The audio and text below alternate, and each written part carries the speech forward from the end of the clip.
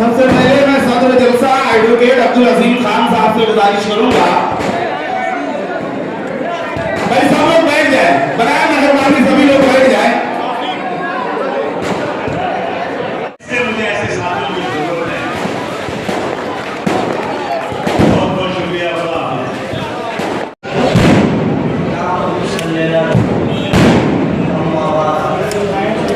आज की इस मीटिंग जगसयाम के सदर आदि जनाब अजीम खान साहब, शेर महाराष्ट्र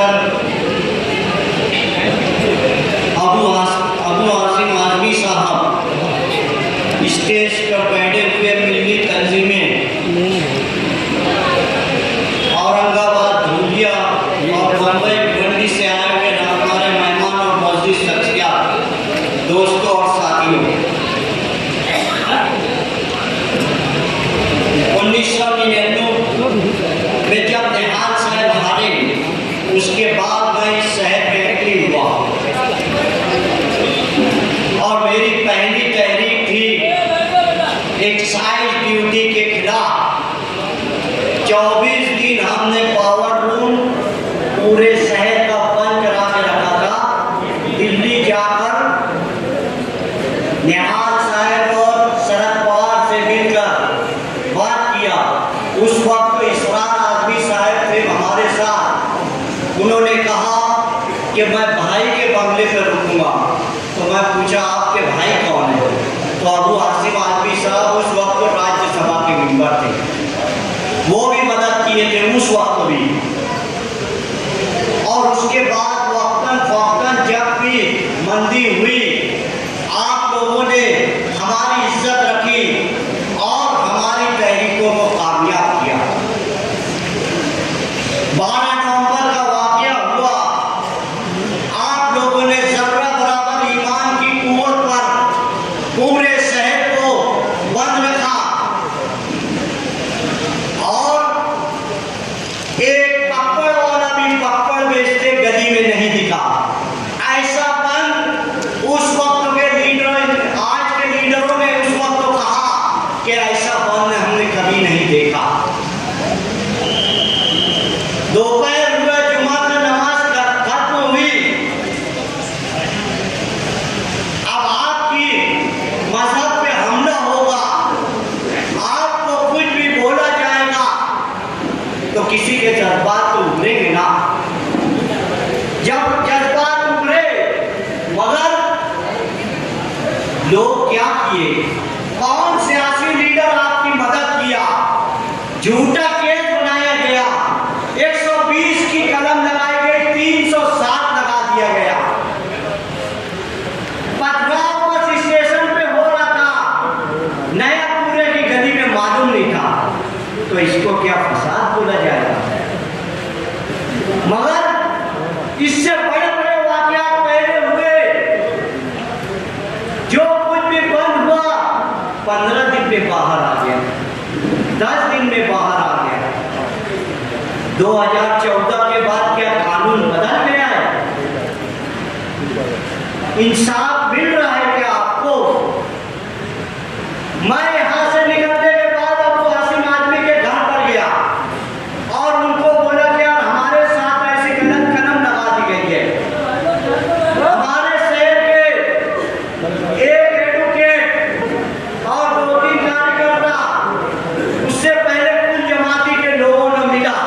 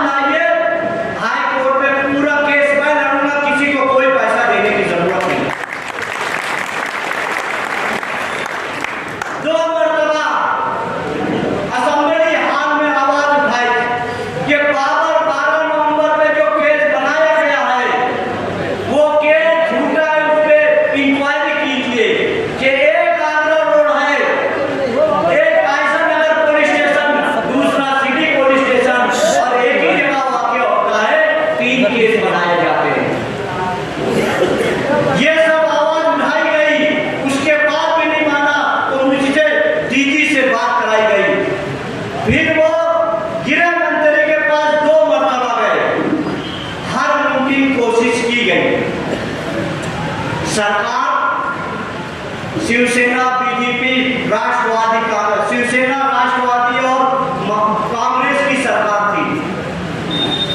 उनको सोचना चाहिए ताकि निभाएं। बीजेपी की सरकार में हम समझ लिए कि हमारे साथ इंसाफ नहीं होगा, तो उस वक्त इंसाफ क्यों नहीं हुआ? क्यों हमारे लोग बेगुनाह 11 महीने तक जेलों में थे? यही हौसला नहीं रुका। अभी अम्बाले का वाकया, एक नगड़े आदमी को उठा के ले गए, घर में बैठा था, उसको लेके गए, 3 दिन तक भूखा रखा और उसका इंतकाल हो गया। कोई बोला यही मर्दों मुजाहिद बोला। औरंगाबाद में गए, उस वक्त भी यही बात करते। आज इस मंच से आपको मैं ये बोलना चाहता हूं कि आपको सोचना है, इस शहर के मुस्तकबिल को सोचना है। क्या वो दिन हम भूल गए कि अफगानिस्तान में अगर अमेरिका बर्बादी करता था तो तहरीक खोजवाई ओर से चलती थी कि नहीं भाई? क्या आप भूल गए फलस्तीन में अगर जुल्म होता इस्राइल का तो आप लोग तहरीक में खड़े होते थे? 12 नवंबर के बाद किसकी हिम्मत है बताइए? ये मर्द मुजाहिद मजबूरन उसको आना पड़ा कि मुसलमान इतना सहमा हुआ क्यों है भाई? मुसलमान इतना डरा हुआ क्यों है? क्योंकि पुलिस, जज कौन क्या कर रहा है ये सब देख रहे हैं। इसके जवाब के लिए आपको जब कभी भी आवाज दी जाएगी, पुरअमन तरीके से जो तहरीक चलाई जाएगी, जमहूरी ढंग से आपको इकट्ठा होके आएंगे, तब बात आपको सुनी जाएगी। सीए एनआरसी लगा, कौन पार्टी, कौन लोग धरना दिए शाहीन बाग का? हुसैन शेख कंपाउंड की जगह पर 63 दिन हमने शाहीन बाग चलाया औरतों का। आप शाहीन बाग को क्या तहरीक को मामूली समझते हैं? आपकी जो तहरीक थी, आपका जो मुद्दा था, उसको इंटरनेशनल दबाव आया तो आज तक रुका हुआ है वो मामला, सुप्रीम कोर्ट में है। आज झूठे 4 करोड़ मुसलमान की झूठे अपडेट लेकर ये लोग वहां बताने वाले हैं कि मुसलमान इस कानून से राजी है, ऐसा झूठा करने वाले हैं। आप किसी को भी आधार कार्ड देने से पहले इंक्वायरी रखें। मगर उस तहरीक का असर था। अगर उस तहरीक का असर हो सकता है तो 2014 के बाद इस देश में हमें 2 नंबर सैनिक रखना चाहते हैं तो हमको क्या रोड पर नहीं आना चाहिए? हमें क्या तहरीक नहीं चलाना चाहिए? क्या हमें ऐसे मर्द मुजाहिद को असेंबली में नहीं भेजना चाहिए? क्या एक ही मुसलमान लीडर है? एक ही आवाज उठा रहा है? क्या एक आवाज उठा रहा है अगर तो उसका साथ क्यों नहीं दिया जा रहा? दूसरे बिरादरी दूसरे का हो तो फौरन साथ में हो जाते हैं। कोई एक लफ्ज़ नहीं बोलता है। हमारा ताल्लुक